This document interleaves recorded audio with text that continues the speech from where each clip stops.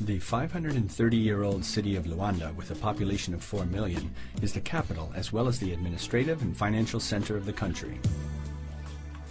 What was once considered the most beautiful and fun-loving city of the African West Coast is again today showing signs of returning to the stylishness that made it famous. The Portuguese colony of Angola was founded in 1575 upon the arrival of Paulo Dias Novais, accompanied by 100 families and 400 soldiers. Novais founded the settlement of São Paulo de Luanda, present-day Luanda, which became a city in 1605.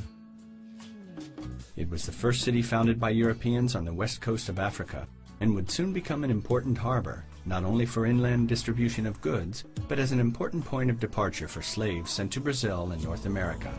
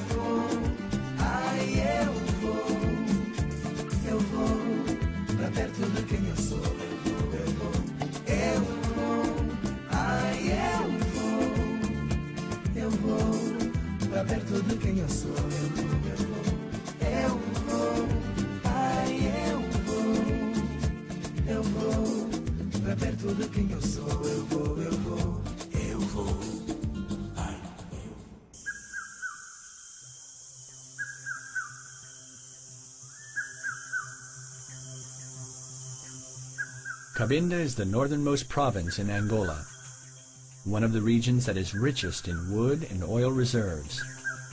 Here, in the Kikongo Natural Reserve, the vast and impregnable Mayombe jungle begins, one of the last refuges for species such as the gorilla or the elephant.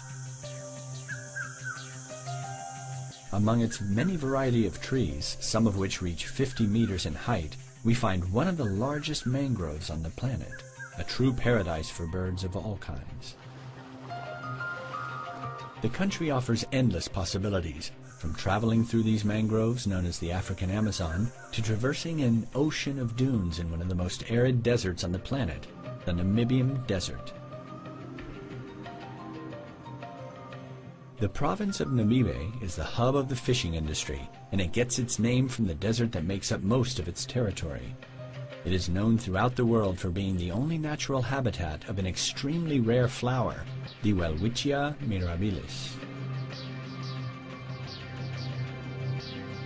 It can be found growing safely within the confines of the 15,000-kilometer Iona Natural Reserve.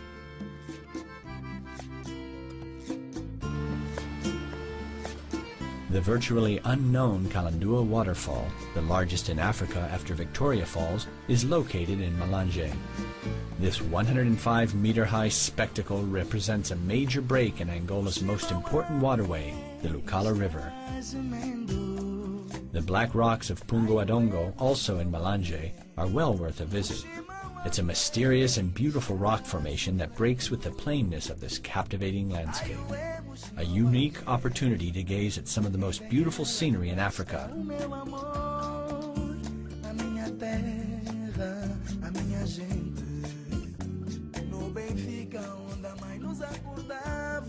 Once again in the province of Huila, we travel along the strange road that cuts through the mountains of Leva.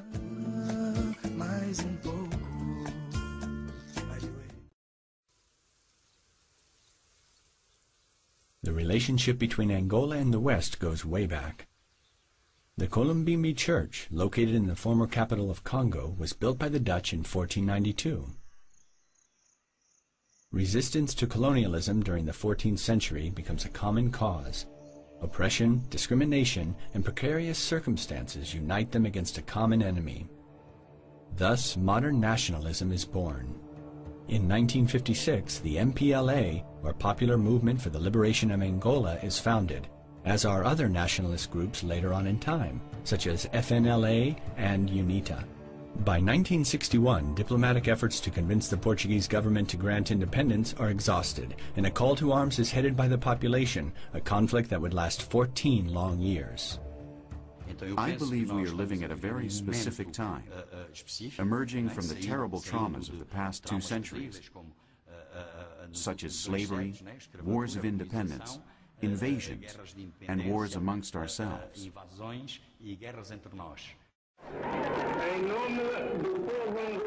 In these images, Agostinho Neto declares Angola's independence.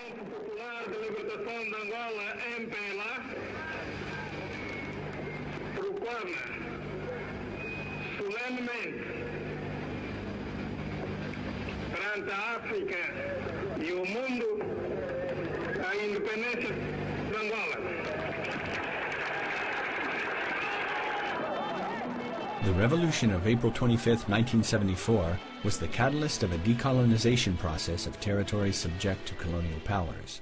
Notwithstanding the wars that would ensue for many years, President Dr. Agostinho Neto declared Angola independent on November 11, 1975. This moment will be forever remembered in one of his poems. With dry eyes against that irresistible fear of our Africa that we inherited from massacres and lies, we return to Africa, irresistible shining stars with the word written on dry eyes, freedom. At a certain moment, Africa gained independence with presidents from cultural groups. They were writers, playwrights, people who had a cultural influence and close ties to art.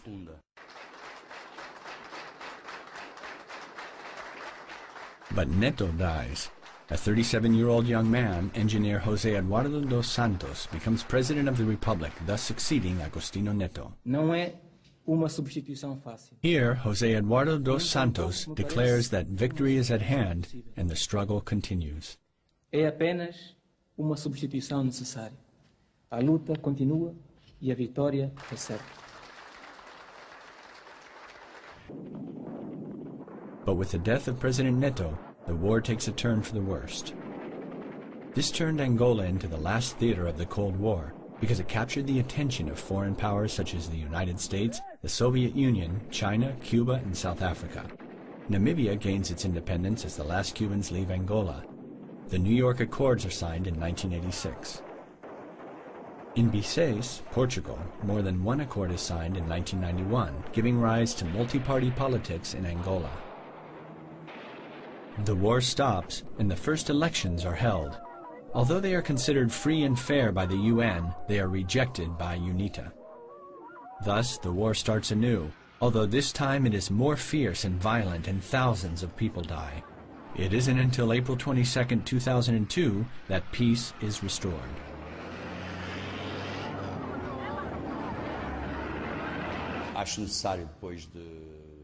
I think it's necessary, after 26 years of war, that we engage in some serious reflection so that we do not find ourselves in a situation which might lead back to war.